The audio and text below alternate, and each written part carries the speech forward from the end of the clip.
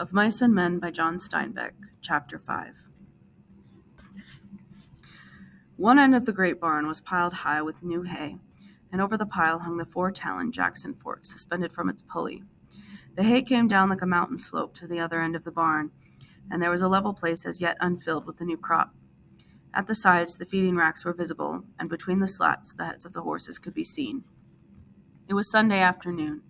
The resting horses nibbled the remaining wisps of hay, and they stamped their feet, and they bit the wood of the mangers and rattled the halter chains. The afternoon sun sliced in through the cracks of the barn walls and lay in bright lines on the hay. There was the buzz of flies in the air, the lazy afternoon humming. From outside came the clang of horseshoes on the playing peg and the shouts of men, playing, encouraging, jeering, but in the barn it was quiet and humming and lazy and warm. Only Lenny was in the barn, and Lenny sat in the hay beside a packing case under a manger at the end of the barn that had not been filled with hay. Lenny sat in the hay and looked at the little dead puppy that lay in front of him. Lenny looked at it for a long time, and then he put out his huge hand and stroked it clear from one end to the other. And Lenny said softly to the puppy, "Why do you got to get killed? You ain't so little as mice. I didn't bounce you too hard." He bent the pup's head up and looked in its face, and he said to it, "Now maybe George ain't gonna let me tend no rabbits if he finds out you got killed." He scooped a little hollow and laid the puppy in it and covered it over with hay out of sight, but he continued to stare at the mound he had made. He said, "This ain't no bad thing like I gotta hide in the brush. Oh no, this ain't. I'll tell George I found it dead." He unburied the puppy and inspected it, and he stroked it from ears to tail. He went on sorrowfully, "But he'll know. George always knows. He'll say, 'You done it. Don't try to put nothing over on me.' And he'll say, 'Now just for that, you don't get to tend no rabbits.'" Suddenly his anger rose. "God damn you," he cried. "Why you gotta get killed? You ain't so little as mice." He picked up the pup and hurled it from him. He turned his back on it. He sat bent over his knees and he whispered, "Now I won't get to tend the rabbits. Now he won't let me." He rocked himself back and forth in his sorrow. From outside came the clang of horseshoes on the iron stake, and then a little chorus of cries. Lenny got up and brought the puppy back and laid it on the hay and sat down. He stroked the pup again. "You wasn't big enough," he said. "They told me you wasn't. I didn't know you'd get killed so easy." He worked his fingers on the pup's limp ear. "Maybe George won't care," he said. "This here goddamn little son of a bitch wasn't nothing to George." Curly's wife came around the end of the last stall. She came very quietly so that Lenny didn't see her. She wore her bright cotton dress and the mules with the red ostrich feathers. Her face was made up and the little sausage curls were all in place. She was quite near to him before Lenny looked up and saw her. In a panic, he shoveled hay over the puppy with his fingers. He looked sullenly up at her. She said, "What you got there, sonny boy?" Lenny glared at her. "George says I ain't have nothing to do with you. Talk to you or nothing." She laughed. "George giving you orders about everything." Lenny looked down at the hay. "Says I can't tend no rabbits if I talk to you or nothing." She said quietly, "He's scared Curly'll get mad. Well, Curly's got his arm in a sling, and if Curly gets tough, you can break his other hand. You didn't put nothing over on me about it getting caught in no machine." But Lenny was not to be drawn. "No, sir, I ain't gonna talk to you or nothing." She knelt in the hay beside him. "Listen," she said, "all the guys got a horseshoe tournament going on. It's only about 4 o'clock. None of them guys is going to leave that tournament. Why can't I talk to you? I never get to talk to nobody. I get awful lonely." Lenny said, "Well, I ain't supposed to talk to you or nothing." "I get lonely," she says. "You can't talk to people, but I can't talk to nobody but Curly. Else he gets mad. How you like to talk to anybody?"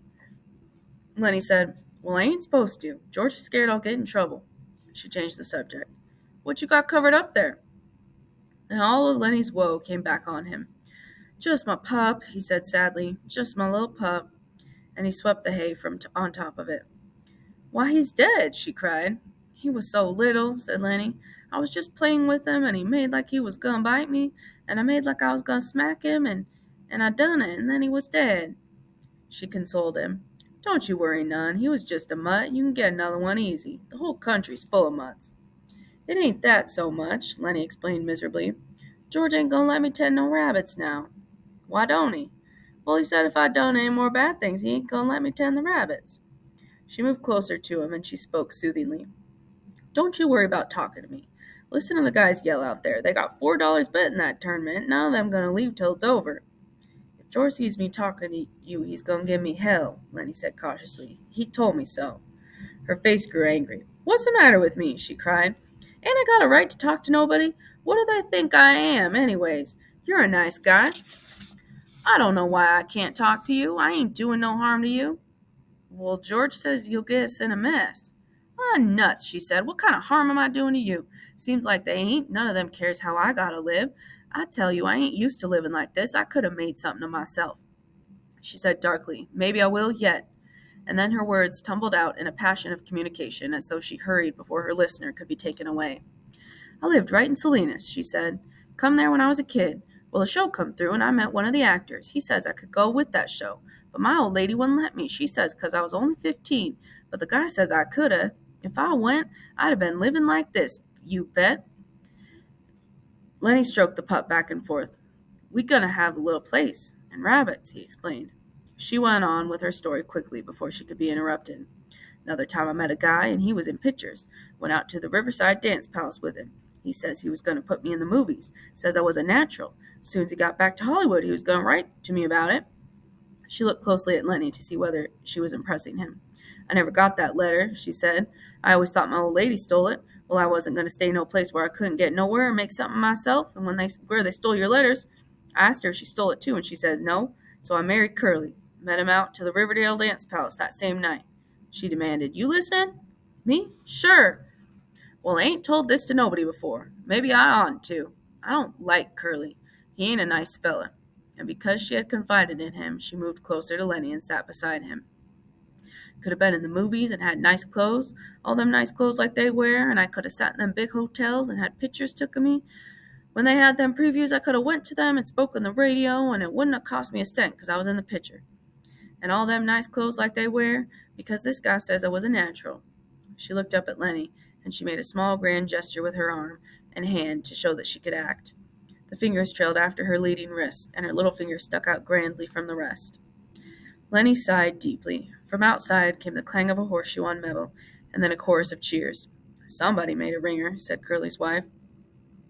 Now the light was lifting as the sun went down, and the sun streaks climbed up on the wall and fell over the feeding racks and over the heads of the horses. Lenny said, Maybe if I took this pup out and thrown him away, George wouldn't never know, and then I could tend the rabbits without no trouble. Curly's wife said angrily, Don't you think of nothing but rabbits? We're going to have a little place, Lenny explained patiently. We're going to have a house and a garden and a place for alfalfa, and that alfalfa's for the rabbits, and I take a sack and I get it all full of alfalfa and I take it to the rabbits. She asked, What makes you so nuts about rabbits? Lenny had to think carefully before he could come to a conclusion. He moved cautiously close to her until he was right against her. I like to pet nice things. Once at a fair, I seen some of them long-haired rabbits, and they was nice, you bet. Sometimes I'd even pet mice, but not when I could get nothing better. Curly's wife moved away from him a little. I think you're nuts, she said. No, I ain't, Lenny explained earnestly. George says I ain't. I like to pet nice things with my fingers, soft things. She was a little bit reassured. Well, who don't, she said. Everybody likes that. I like to feel silk and velvet. Do you like to feel velvet? Lenny chuckled with pleasure. You bet, by God, he cried happily. And I had some, too. A lady gave me some, and that lady was my own Aunt Claire. She gave it right to me, about this big a piece. I wished I had that velvet right now. A frown came over his face. I lost it, he said. I ain't seen it for a long time. Curly's wife laughed at him. You're nuts, she said. But you're a kind of nice fella, just like a big baby. But a person can see kind of what you mean. When I'm doing my hair sometimes, I just sit and stroke it because it's so soft. To show how she did it, she ran her fingers over the top of her head. Some people got kind of coarse hair, she said complacently. Take Curly. His hair is just like wire, but mine is soft and fine. Of course, I brush it a lot, and that makes it fine. Here, feel right here. She took Lenny's hand and put it on her head. Feel right round there and see how soft it is. Lenny's big fingers fell to stroking her hair. Don't you muss it up, she said. Lenny said, Oh, that's nice, and he stroked harder. Oh, that's nice. Look out now, you'll muss it up. And then she cried angrily, You stop it now, you'll mess it all up. She jerked her head sideways, and Lenny's fingers closed on her hair and hung on. Let go, she cried. You let go. Lenny was in a panic. His face was contorted. She screamed again, and Lenny's other hand closed over her mouth and nose. Please don't, he begged. Oh, please don't do that. George will be mad. She struggled violently under his hands. Her feet battered on the hay and she writhed to be free, and from under Lenny's hand came a muffled screaming. Lenny began to cry with fright. "Oh, please don't do none of that," he begged. "George's gonna say I done a bad thing. He ain't gonna let me tend no rabbits." He moved his hand a little, and her hoarse cry came out. Then Lenny grew angry. "Now don't," he said. "I don't want you to yell. You can get me in trouble, just like George says you will. Now don't you do that." And she continued to struggle, and her eyes were wild with terror. He shook her then, and he was angry with her. "Don't you go yelling," he said, and shook her, and her body flopped like a fish. And then she was still, for Lenny had broken her neck.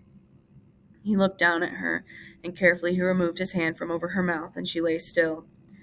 "I don't want to hurt you," he said, "but George will be mad if you yell." When she didn't answer, nor move, he bent closely over her. He lifted her arm and let it drop. For a moment he seemed bewildered, and then he whispered in fright, "I done a bad thing.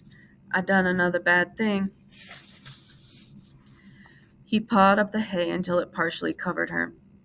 From outside the barn came a cry of men and the double clang of shoes on metal.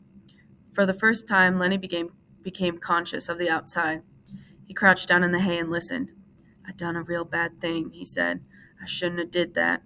George'll be mad, and he said, and hide in the brush till he come. He gonna be mad in the brush till he come. That's what he said." Lenny went back and looked at the dead girl. The puppy lay close to her. Lenny picked it up. "I'll throw him away," he said. "It's bad enough like it is." He put the pup under his coat, and he crept to the barn wall and peered out between the cracks toward the horseshoe game.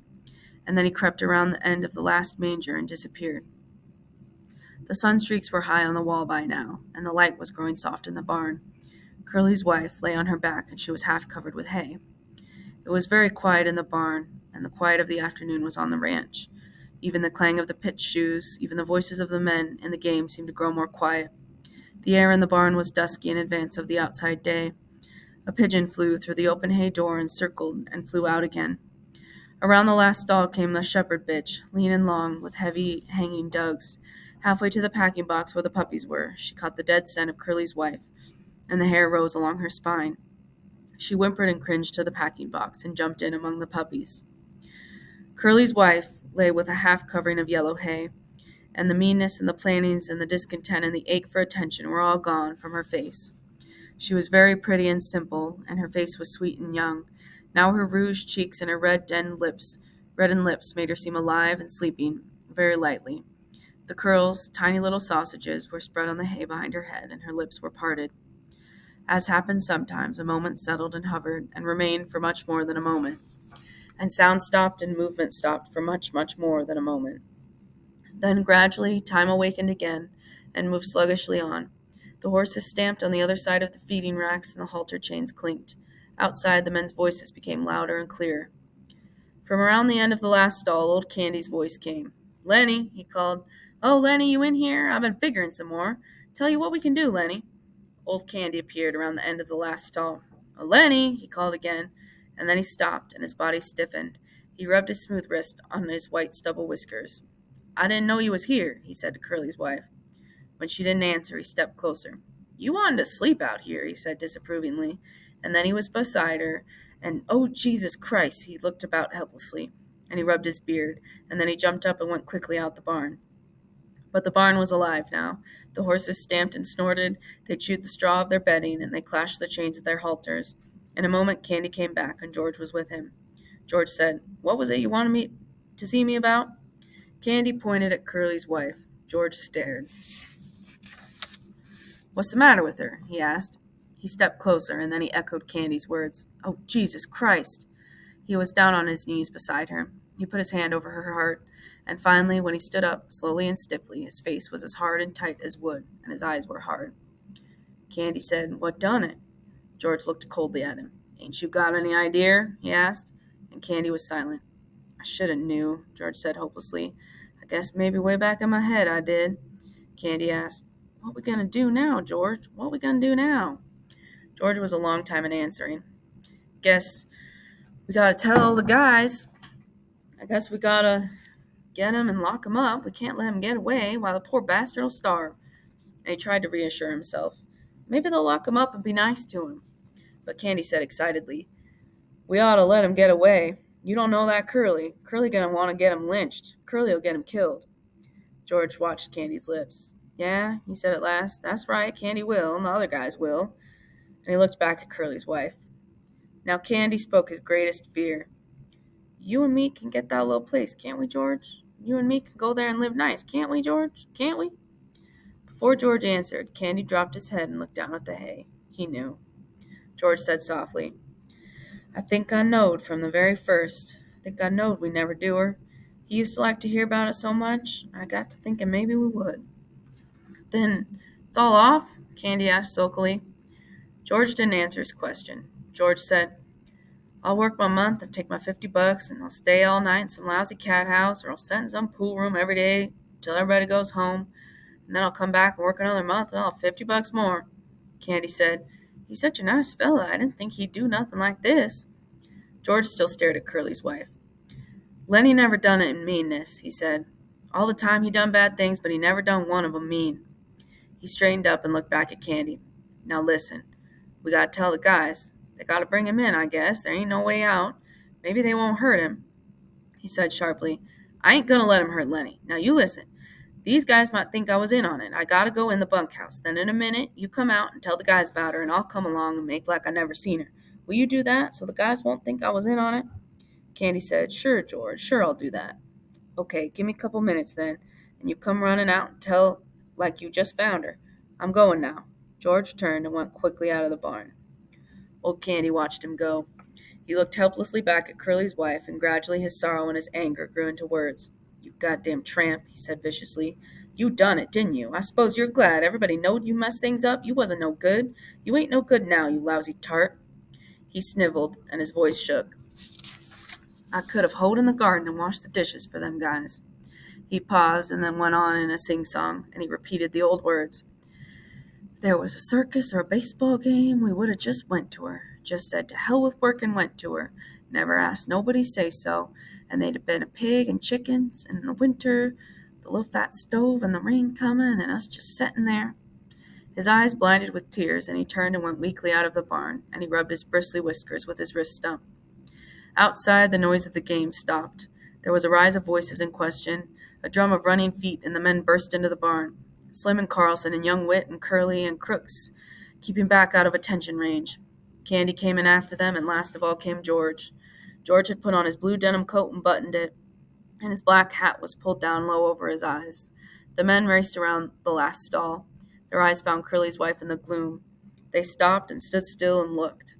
Then Slim went quietly over to her, and he felt her wrist.